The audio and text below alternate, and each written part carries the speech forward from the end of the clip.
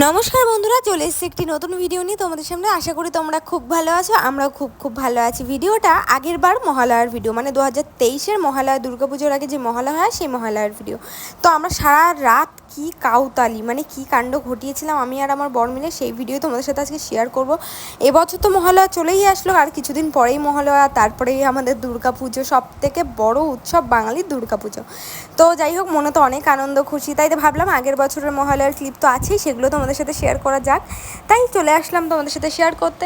তো দেখো, আমরা এই যে বাজিগুলো ফাটাচ্ছি, এটা কিন্তু একদম মাঝরাত 1টা কি 2টো বাজে। আমরা ভোর 6টা অবধি এরকম কাণ্ড ঘটিয়েছি। বাড়ির সবাই তখন ঘুমাচ্ছে। আমরা বাজি কিনে এনেছিলাম, বাজি কিনে সারা রাত। আর প্রথম ক্লিপে তো দেখতেই পারলে কি ডান্স, ঘরের মধ্যে গান চালিয়ে প্রথমে অনেক ডান্স করে নিয়েছি। আর সারা রাত বাজি ফাটানো হয়েছে, সারাটা রাত। মানে এই যে এখন আমার বর সেলটা ফাটাচ্ছে, এই সেলটা যখন ফাটাচ্ছে তখন বাজে প্রায় 3:30 মতো।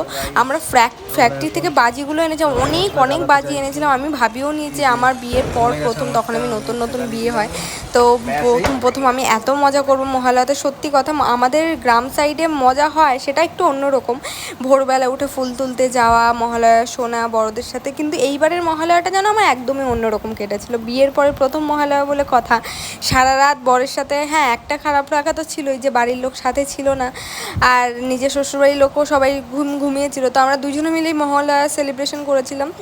সারা রাত প্রচুর বাজি ফাটিয়েছি। আর রাস্তায় যে লোকজন দেখতে পাচ্ছ এখন, এটা অলরেডি ভোর হয়ে যাওয়ার পরে, মানে প্রায় 4টে বাজে, তখন আস্তে আস্তে মানুষ উঠছিল। আর রাস্তায় এসে আমাদের বাজি ফাটানো, আরও অনেক বাড়ির পাশে আমার অন্য ছিল, তারাও অনেক বাজি ফাটাচ্ছিল। ওই দেখো একটা ছোট্ট বাচ্চা, ও সারা রাত ধরে কিন্তু বাজি ফাটিয়েছে।